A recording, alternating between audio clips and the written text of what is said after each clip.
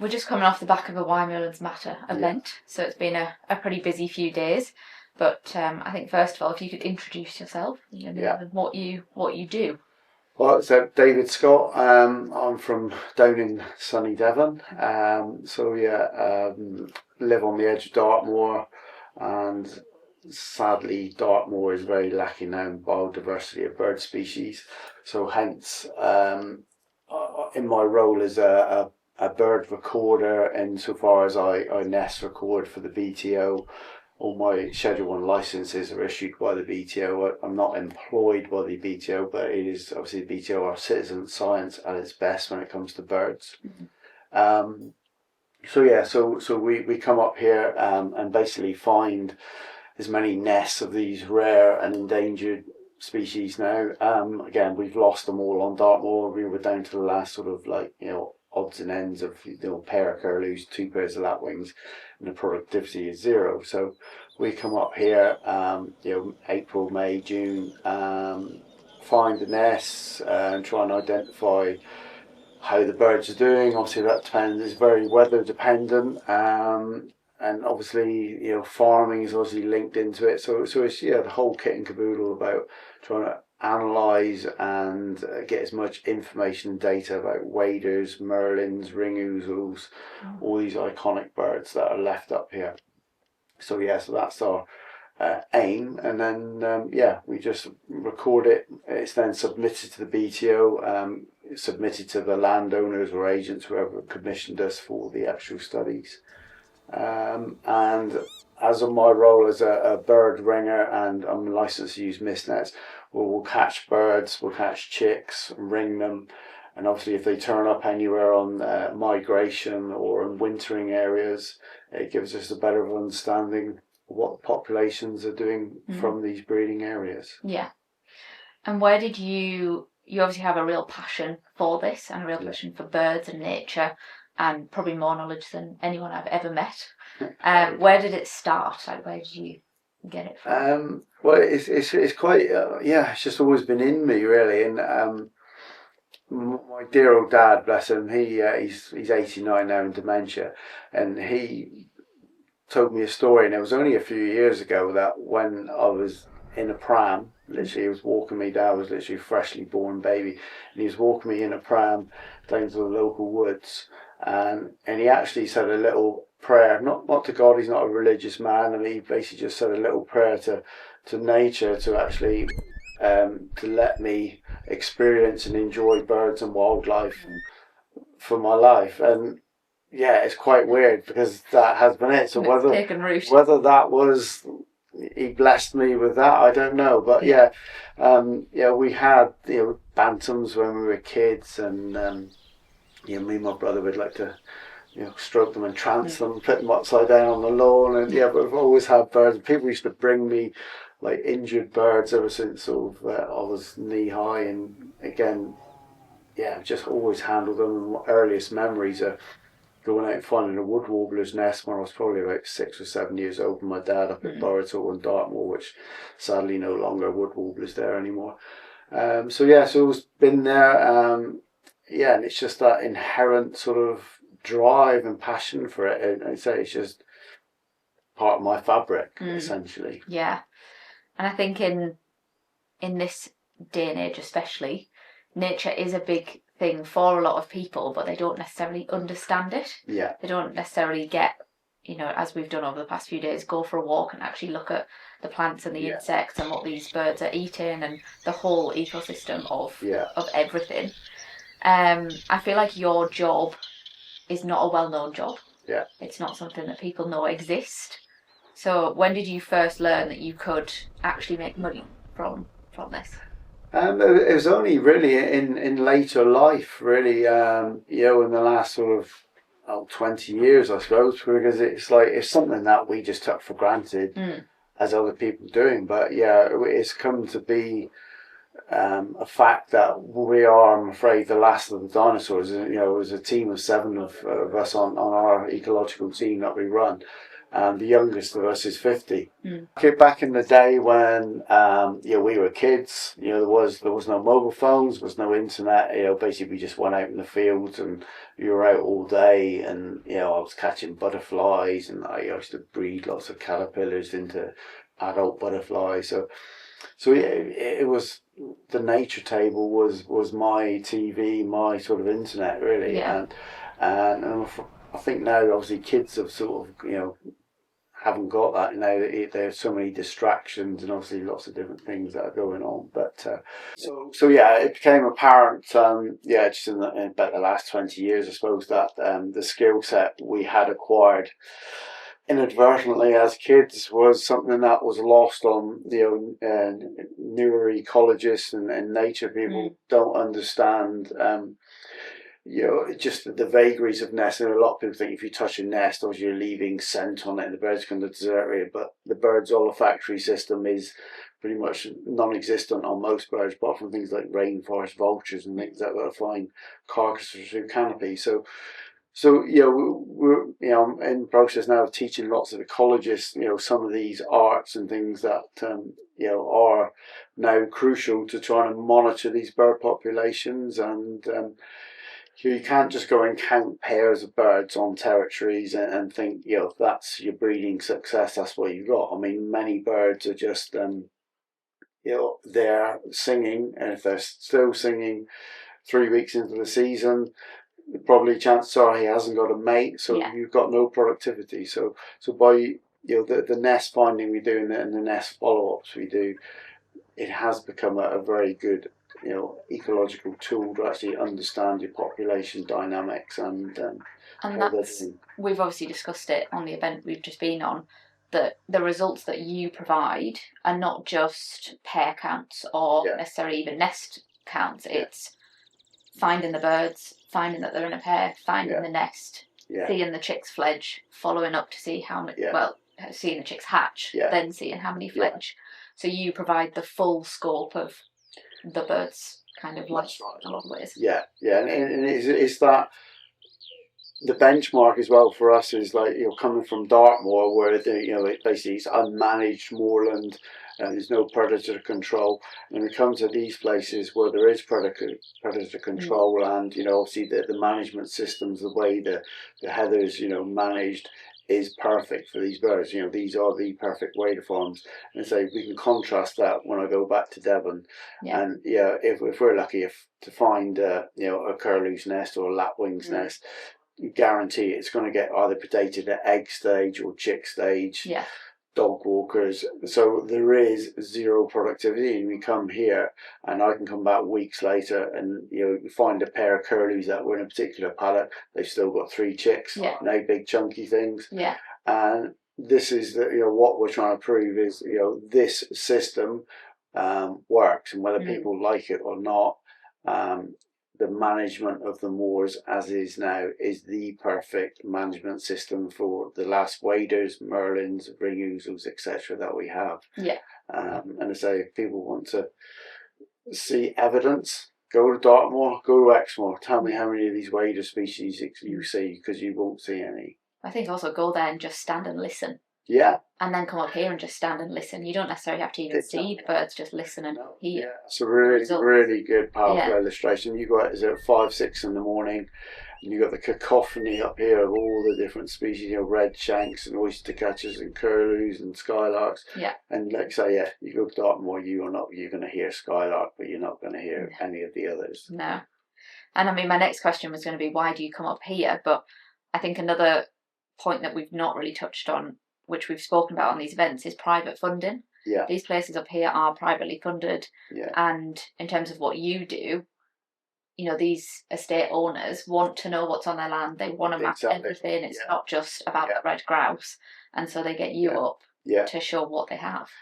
And then I say, it is, it really is stark where, we get commissioned by, you get particular sort of, nature, charities and things. Obviously, you get a, for want of a better word, pretty stingy budget to work with. But these guys, they say, they are so passionate. They basically just, some of them give us an open checkbook, just basically that what they want to know is the birds. Yeah. And that's pure and simple. They want to know the productivity, how many birds we've got, how many nests have you found. Yeah. So yeah, this is the thing that is stark with, like, national parks and things. They're not throwing money at it. They're throwing money at tourism. They're throwing money at archaeology, anything but the nature. I'm afraid the nature comes way, way down the line. And this is what's so amazing about these places is privately funded national nature reserves. Yeah. It's just, there's nowhere else you can go to see this stuff. Well, it's like one of the owners that you work for, I messaged him and said, I've just seen a grouse brood. And he was like, tell Davie to focus on the curlews. I want to know the curlews. Like, that's what he was focused on, not the grouse. That's right. He obviously doesn't care about them, but he's like, he wanted to know.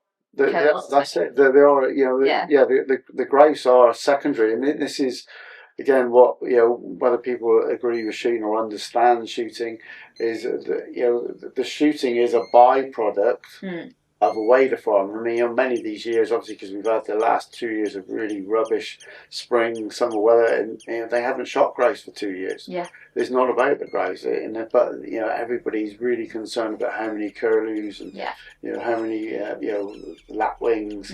Those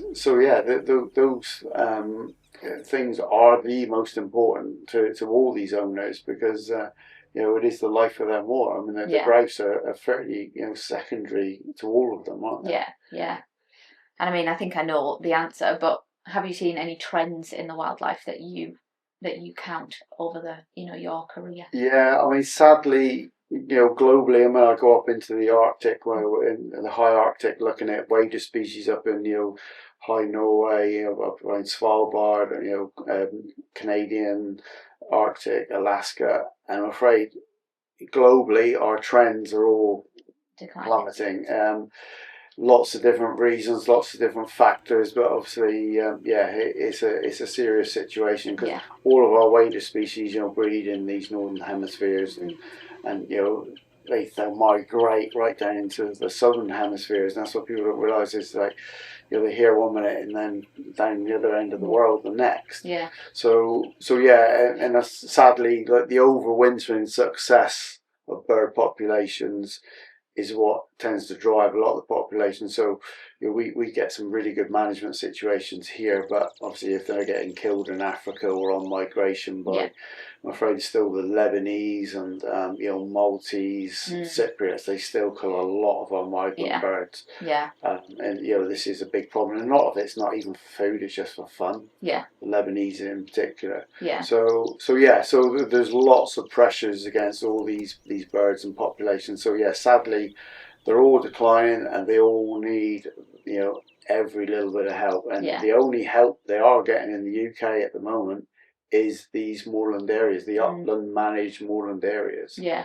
And it's absolutely now or never time to do it. And, to pay attention. Encouraged. And what about in humans? Have you seen human behaviour and human attitudes change towards conservation and towards the conservation industry? Yeah, I think obviously people seem to be more open to obviously a lot of conservation issues. I mean, obviously the social media and everything else is all in the fore, but one thing I think is a problem now is people tend to, especially in the advent of digital photography. One of the big problems now is where you've got people, they want to go and take photographs of birds. I get that, but it becomes a sort of black cat situation where everybody's trying to black cat each other on Flickr or on Facebook or Instagram, and they are bothering Schedule 1 species a lot of time without a license, and so that's become one of the problems that have come with social media, I think, is and they think, oh, I'm only there for 10 minutes, but you told 3 friends you're also there for 10 minutes, and that's a big chunk of a bird's day. But when it comes to I'm afraid I think we still treat nature as a commodity. So we want the sort of like the kudos of saying we've seen it, but a lot of people don't want to put the effort into manage the areas, or learn how they can help to manage areas. Yeah. So yeah, it's the interest is there, but the inclination, isn't it? Yeah, as well. Yeah. It's like people say to me, "Oh, you don't really photograph raptors." Yeah. And I'm like, well, for one, a lot of them are, listed, or you have to have a license, or you have to go with a specialist to see their chicks or something. Right. So for me, I'd much rather leave them in peace and let them do their thing. Yeah, that's it. Yeah. And that's how nature is at its best when it is left alone. And I say, if you can provide a home, like these guys do, they provide all these wonderful moorlands with a mosaic of different sort of habitats for them to nest in. Just leave them be. As long as the weather's good, and they say you can get rid of some of the predators that are, hammering them on the nest sites, they'll do perfectly well. Thank you very much. I mean, what they really don't like is disturbance. When they're at crucial stages of egg laying, and which is a question we get a lot at these events. People say, how are you sharing these landscapes, or how are you giving people access? And I mean, where we are right now, you actually have right to roam all over here, so you do have access to all of these tracks that are up over the fells. But people forget that disturbance is actually a massive deal for these birds, and especially with dogs. For sure, yeah. People just think, oh, my dog's just walking past, it'll be fine, that bird will come back, but it has a huge effect on them. It does, and what they don't realise is, like, you got up here, meadow pipit, skylark, stonechat, windchat, sandpipers, common sandpipers, snipe, oyster catchers, lapwings, curlews, golden plover. They all nest on the floor, and you're traipsing through there with half a dozen spaniels doing the wall of death. It's got an effect, and by all means come and see the nature, but you do need to stand back and, like a zoo, respect the fence. Yeah. And if you've got a bird going beep, beep, beep, beep, beep, beep, there's a reason. There's a reason. And this is one thing that drives me mad, is if you've got these birds, you can tell that bird is not enjoying life. It's flying around your head, alarm calling. I'm sure you can tell an alarm call from a song. Definitely. And it's these sort of things that people need to be more aware of, and again, take heed, because you're obviously having an effect on that bird. Well, a point you've made many times, they have one chance a year. Exactly. It's not like they have multiple chances throughout the year. It's one nest for most of them. No, we get like 52 weeks in a year. Yeah. Birds essentially need 8 weeks of that 52. It's not a big ask, is it? Just left alone for essentially 8 weeks. My dogs don't enter a grouse moor from probably middle of April, if not earlier, until the grouse season, to be honest. They just don't go on them. Yeah. So that 8 to 12 week sort of period, if you can give them that, everything will do really well. And but you get people who will sort of like, again, I get it, you want to picnic by a river, but I've had people come up to me and say, we've seen about 13 kingfishers come past here. Now it's the same poor kingfisher trying to get past its nest because you're having a picnic right next to it. Yeah. And this is the sort of thing that people just seem oblivious to, sort of thing. Yeah, and they don't put two and two together. Yeah. I think for people who want to learn more, or want to learn more about what you do, or want to get more into nature, what would be your recommendation for them? Well, again, it's never been easier to identify birds on the internet, and obviously virtual bird books, e-bird books on your phone. Obviously you've now got the Merlin app for identifying things. So just go out and get involved with those sort of things, and I say, nothing drives me more mad when you see on Facebook somebody's taking a picture of a little brown job, let's say of a meadow pipit. Can somebody tell me what this bird is, please? Yeah. It's like, it's never been easier, and that's the whole fun of nature. Yeah. Is if I find a flower or an insect that I don't know, I'll take a photo of it, or go back and find out. And that's how I learned. My dear old Auntie Edna as well. She's responsible for what I do, because she's 99, bless her, and soon to be 100 in June. But she's my godmother. She always bought me an encyclopedia on birds or insects, and I'd come rushing home and I'd look in my encyclopedia and I'd find it and learn it. And that's how I know what I know, because when you just take note of the minutiae of how many petals a flower's got or how many leaves, and that's how you learn. So people can do all that so easy nowadays, and you've got access to, say, so many nice areas. A lot of people have got more transport. In my day, you used to have to get on a bus, and it was so yeah. It's never been easier. Yeah. But and even those books that you talk about, I've got those books at home, and you can go on Amazon. It's £3 for a bird book. And, exactly. A flower book or anything like that. So it's out there for everybody, but you need to have that passion and drive for it, and say just look, examine things, or don't just sort of say, oh, I've seen an oyster catcher now, I've seen it. Sit and watch it, look at its feathers, look at the way it's walking, how's it feeding, examine the whole body language of the bird and the whole sort of like ethos of the bird, and that's how you start to learn. That's definitely how I've done it over the years, is just, if I find a family, especially, I'll turn the car off, sit very quiet and sit with them for an hour, see what they do. And most of them will if you're really disturbing them, obviously move on. But if you sit at a distance with some binoculars, they'll go back to what they're doing, and you just learn things. You do. Yeah. And so, every day's a school day. I'm learning stuff all the time. And, and again, just a week ago, watched a female woodcock carry off one of her chicks, and the chick was like almost as big as her. It's the biggest woodcock chick I've seen one carry. Yeah, and it's just things like that. And wow, I never knew they carried them that big. Yeah. So every day is a school day, and instead of just from watching and observing, nature will let you under the covers, and you can snuggle up alongside and watch something really, really special. Yeah. And it's just like, but you need to sort of, just sit there, be quiet. That's what we find all our nests is you don't like tearing around. We just sit, scan the landscape, and you see patterns, birds doing patterns of like flight paths or the places they visit. And then you gradually, and then different calls linked in. So that's how we find a lot of our nests is watching and literally just I would say to people, as soon as you get out the car, it completely changes how the birds behave. Like if I see someone walking around with a camera, I'm like, there's nothing around here, because you just know that they don't like it. And that's what kills us. We might spend 2 hours trying to locate like a grasshopper warbler's nest or something, and somebody comes along with a dog, and that's it, puts everything back to reset.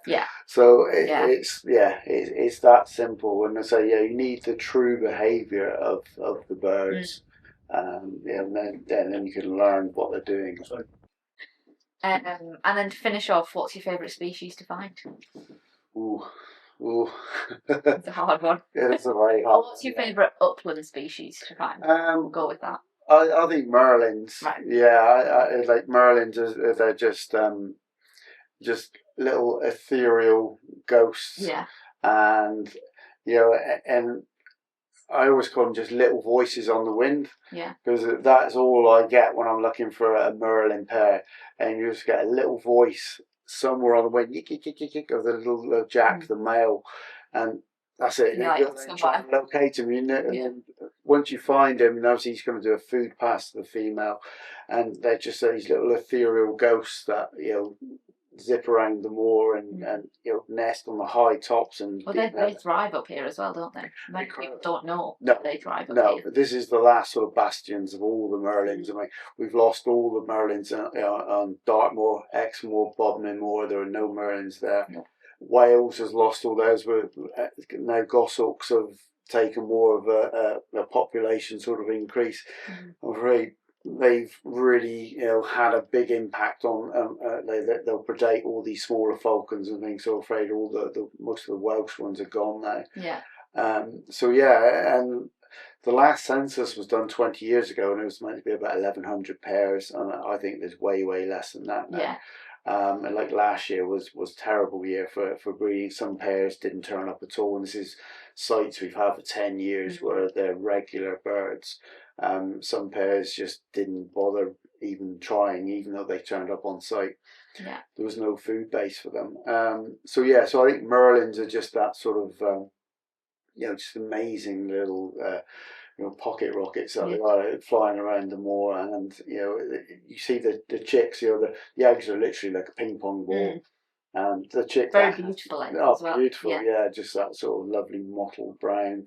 And the chick that comes out of that is there's no nest, just a scrape just on the moss, and that's got to survive all the weather and all the sort of turmoil of that the war will throw at it. But and then the parents rear them, and then within literally 3 weeks of leaving the nest, the parents are only sort of provision them for about 10 to 12 days. Yeah. And they've got to find their own way in life, and yeah, and it's just incredible little species. Yeah, they are very cool. Yeah. Usually just see a glimpse of grey or something. That's it. Yeah. And even when I'm ringing chicks, I can be ringing 5 chicks in the nest. Mm.